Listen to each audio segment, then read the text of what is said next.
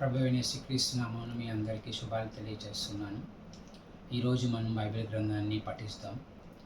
Bible గ్రంథంలో ఉన్న అతి చిన్న గ్రంథమైన పాత నిబంధన గ్రంథంలో అతి చిన్న గ్రంథమైన ఓబద్యా గ్రంథం గురించి ఇవాళ పఠిస్తాం.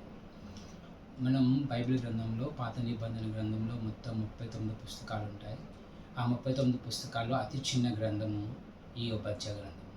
ఈ ఓబద్యా గ్రంథం మనం పఠించేటప్పుడు మనము దేవుని వాక్యాన్ని ఏ పుస్తకం చదివినా సరే ఆ యొక్క పుస్తకాన్ని చదివేటప్పుడు ఆ పుస్తకం రాసిన రచయిత ఎవరు, ఎవరికి రాశాడు, ఏ ఉద్దేశంతో రాశాడు, ఈ 3 మాటలు కూడా మన మనసులో పెట్టుకున్నట్లయితే ఖచ్చితంగా దేవుడు ఏ ఉద్దేశంతో మనకు రాశాడని మనకు అర్థమవుతుంది.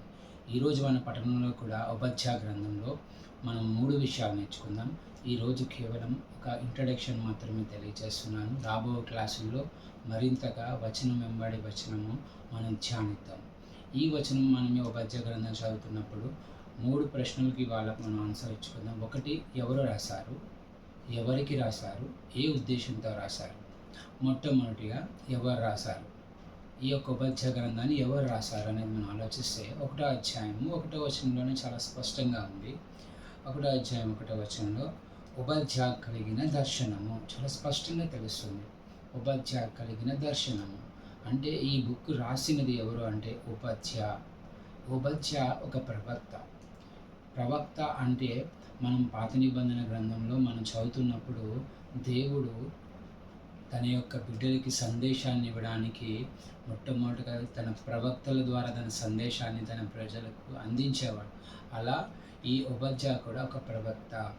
ఈయన కూడా ఒక సందేశాన్ని, దేవుని సందేశాన్ని తన ప్రజలకు ఇవ్వడానికి దేవుడు వాడుకునే ఒక సాధనము అని ఒకటి మీ మనసులో అర్థం చేసుకోవాలి. 1, ఎవరు రాశారంటే ఓబద్యా రాశాడు. 2, ఎవరికి రాశాడు, చాలా స్పష్టంగా అదే వచనం 1వ అధ్యాయం 1వ వచనాన్ని చదువుతున్నాను. ఏదోమును గురించి ప్రభువగు యెహోవా సెలవిచ్చినది, చాలా స్పష్టంగా రాశాడు.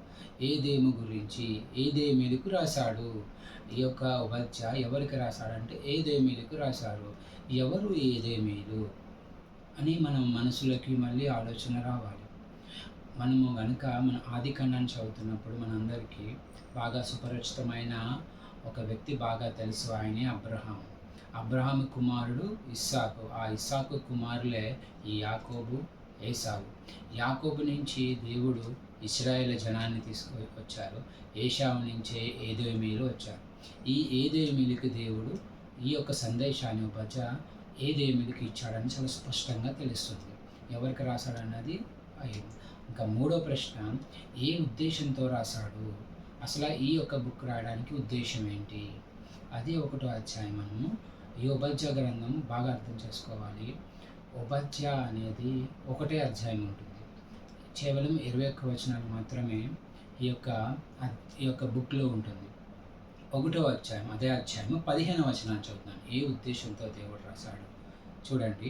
యెహోవా దినము అన్ని జనుల మీదకి వచ్చుచున్నది, అప్పుడు నువ్వు చేసినట్టే నీకును చేయబడను, నువ్వు చేసినదే నీ నెత్తి మీదకి వచ్చును. అంటే ఇక్కడ దేవుడు ఒక తీర్పును ప్రకటిస్తున్నాడని తెలుస్తుంది. ఎవరికి తీర్పు ప్రకటిస్తున్నాడంటే 1వ అధ్యాయం 1వ వచనంలో ఉంది, ఏదేమీలకు.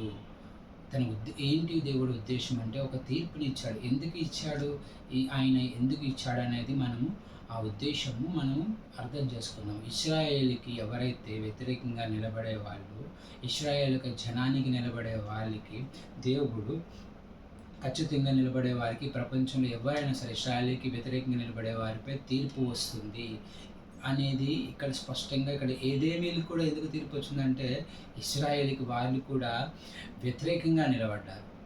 అందుకోసమే దేవుడు ఏదేమీలకి తీర్పు ఇవ్వడం అనేది జరిగింది. అది ఎందుకు ఇచ్చాడు, ఏ తీర్పు ఇచ్చాడు అనేది మనము చాలా స్పష్టంగా ఆన్గోయింగ్ క్లాసెస్లో మనం ఖచ్చితంగా దాని గురించి తెలుసుకుందాం. 1, ఉద్దేశం అర్థమైంది. ఎవరు రాశారు, ఓబద్యా రాశాడు. ఎవరికి రాశాడు, ఏదేమీలకు రాశాడు. ముఖ్య ఉద్దేశము, దేవుడు తీర్పు ఉంది. ఇశ్రాయేల్ జనాంగానికి వ్యతిరేకంగా వెళ్ళిన ప్రతి జనాంగానికి పట్ల దేవుడు, ఎవరైతే వ్యతిరేకంగా ఉంటారో వాళ్ళందరి పట్ల దేవుడు తీరుస్తాడు.